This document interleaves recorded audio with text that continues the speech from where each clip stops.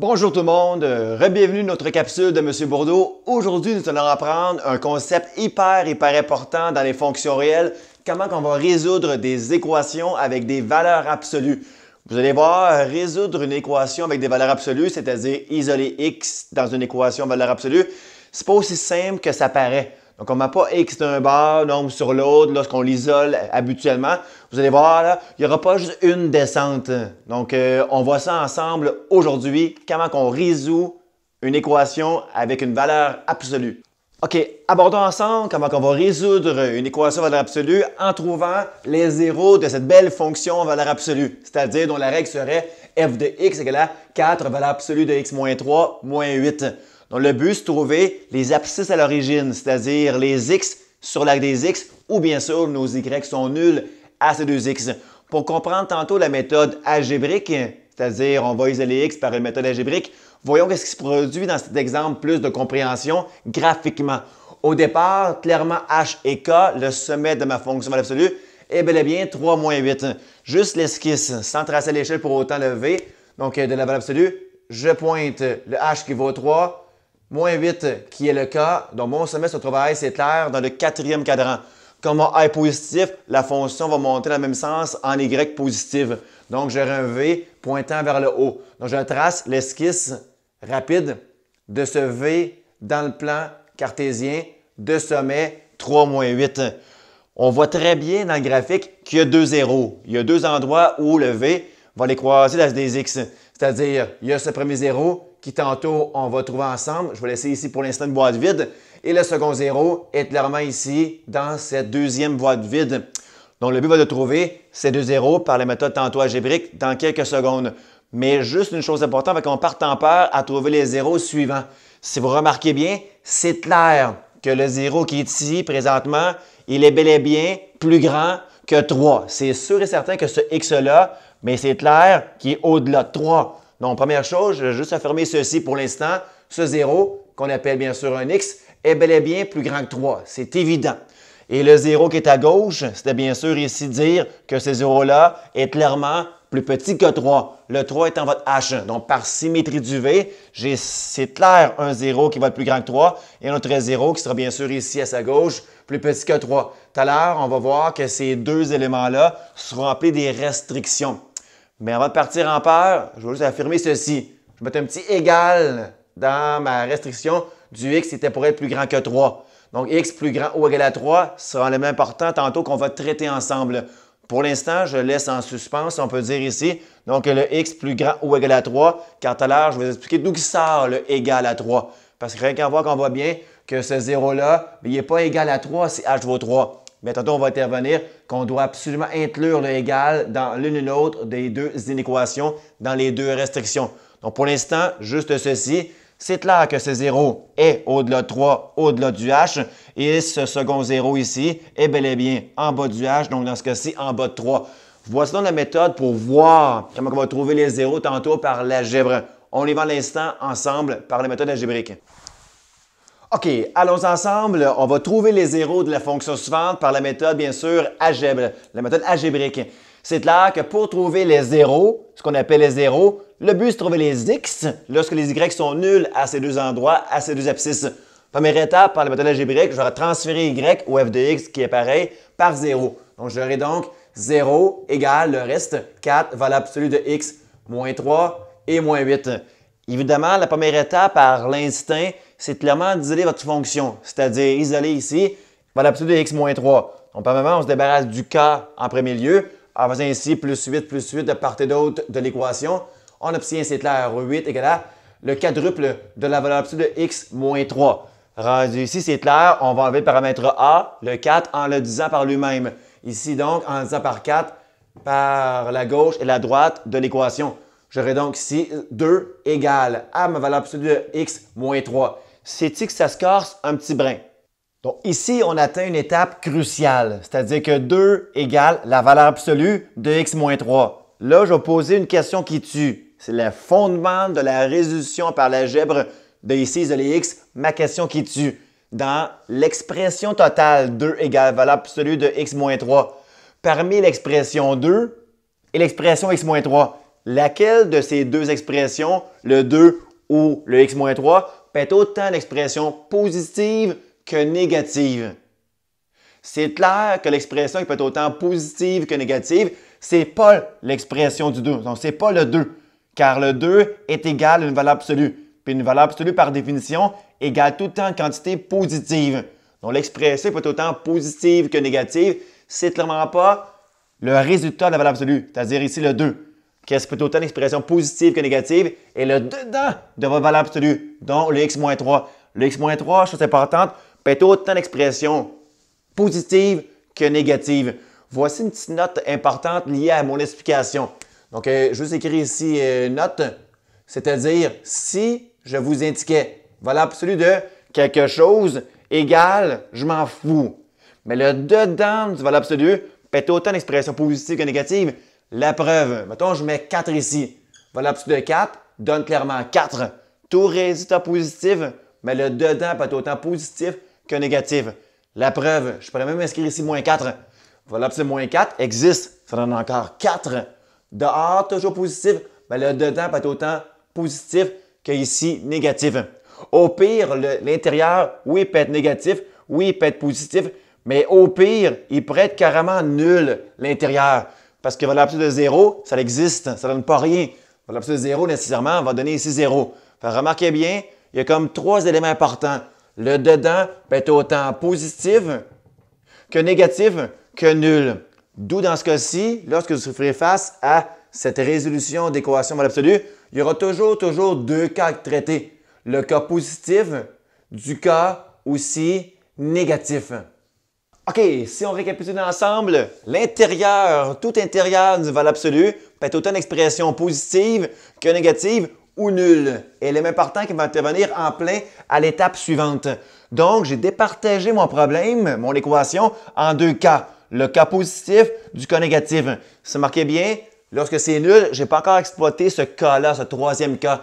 Ça va intervenir dans quelques secondes comme par magie. Donc, je récupère parmi l'expression 2 ou x-3, laquelle d'entre elles peut être autant d'expressions positives que négatives, jamais l'extérieur, toujours l'intérieur bien sûr ici. Donc, l'expression peut être autant positive que négative est x-3. Ceci est une restriction. Donc, je vais affirmer ici que x-3 est une expression positive, c'est-à-dire toute expression positive est toujours plus grande que 0. Et également, le cas négatif, mais l'intérieur, ma valeur absolue, c'est-à-dire encore là, x-3, peut être une expression négative, c'est-à-dire une expression en bas de 0. Mais, je n'ai pas encore entendu le cas où l'expression x-3 pourrait être nulle.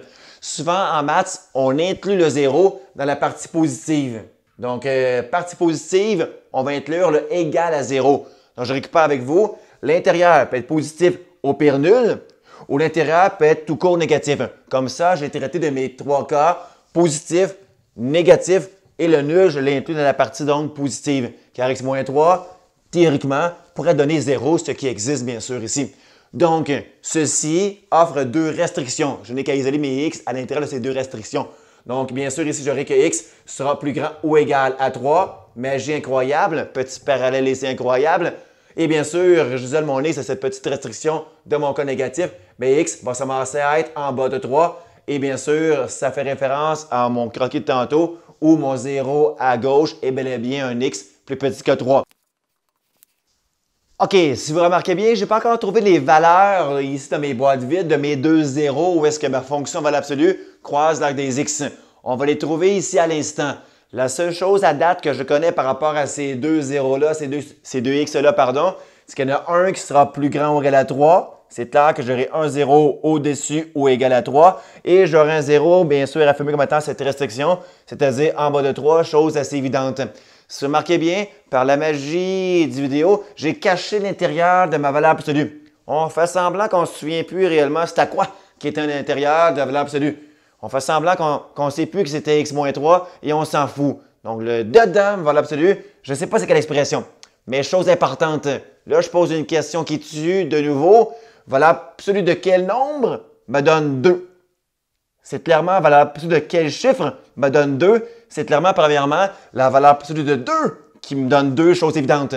Donc, si c'est la valeur absolue de 2 qui me donne 2, il faut que mon enveloppe, ou le dedans de mon enveloppe au complet, me donne 2. Mais qu'est-ce qui est dans mon enveloppe? C'est pas n'importe quoi. Qu'est-ce qui est dans mon enveloppe? C'est clairement ici x moins 3. Donc, j'affirme que x moins 3 égale la valeur positive de 2, d'où ici le cas positif en ce sens-là. Donc, je récupère avec vous, mais x moins 3 au complet, il faut qu'il donne 2 parce que c'est valable de 2 qui donne clairement 2 ici. Donc, x moins 3 égale 2, chose évidente. Je donne mon x de cette petite équation, j'ai bien sûr que mon x final est 5. Ce qui concorde bien parce que 5 est en respect avec cette restriction, car 5 bel et bien plus grand que la 3. C'est clair que ce 0-là est celui qui est à droite du h, bien sûr à droite du 3 en question. Et c'est pareil au même pour le cas ici négatif, à trouver ici l'autre 0. Je vais recacher de nouveau mon dedans pour mon explication de ma valeur absolue. Là, on ne sait plus qu'est-ce qui est à l'intérieur de l'enveloppe, si on peut dire. C'est-à-dire qu'on ne sait plus que c'était x moins 3. Mais on s'en fout. Ici, je sais très bien que valeur absolue de 2 me donnait 2.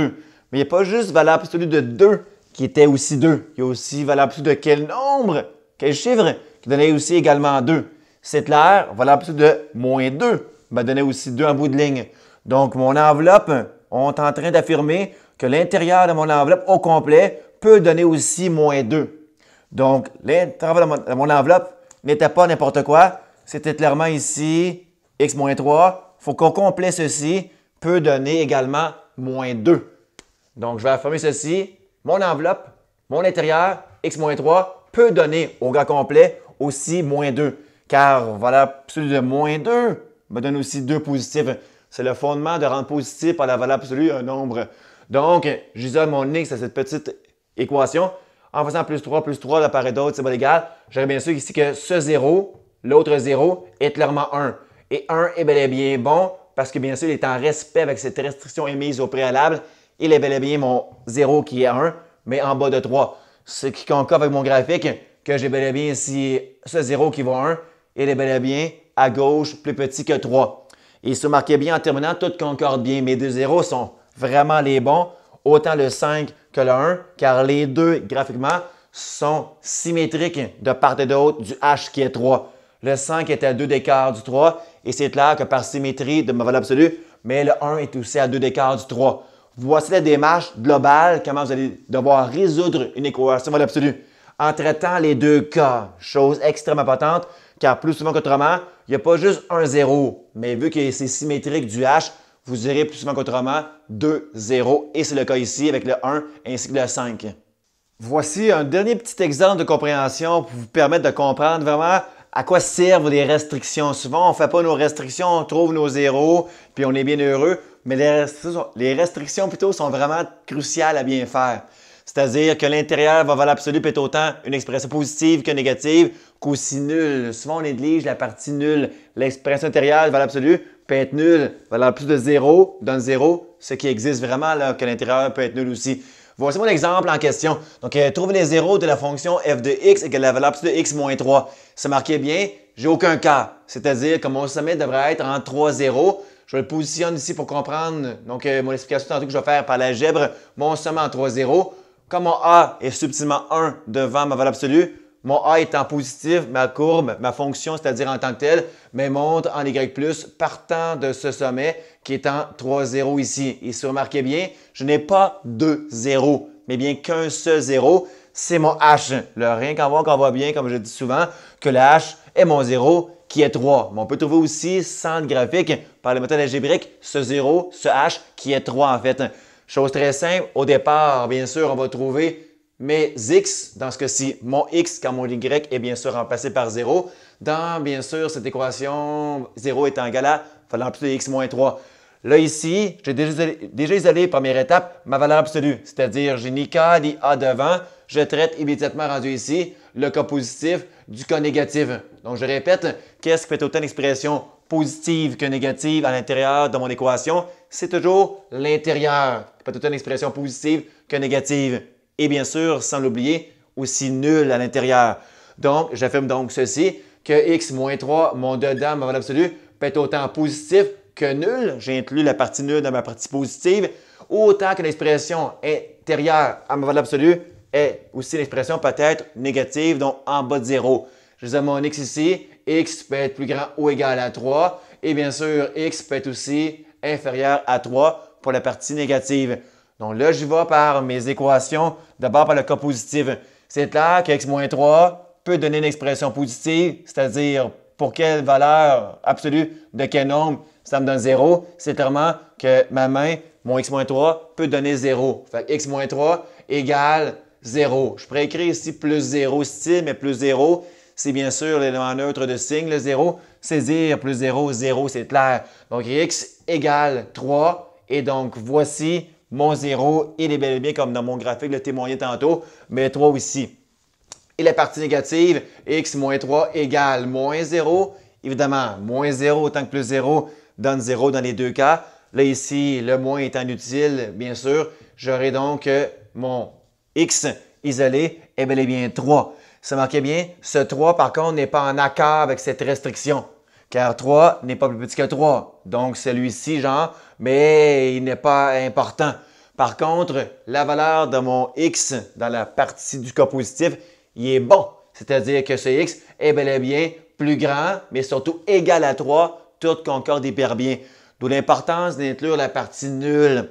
Souvent, je voyais dans mes élèves à l'époque, juste plus grand que 0, juste plus petit que 0. Oui, c'est bon pour la partie négative, plus petit que 0, mais le 0, il faut l'inclure quelque part pour que mon 0 ici concorde le 3. Parce qu'ils n'ont pas mis le égal dans plus grand.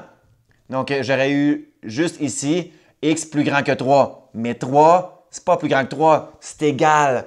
D'où aussi l'importance d'inclure le nul dans la partie positive. Pour avoir ici le 0 qui est bel et bien le bon, 3 est bel et bien en accord avec cette restriction car il est bel et bien égal à 3 pile.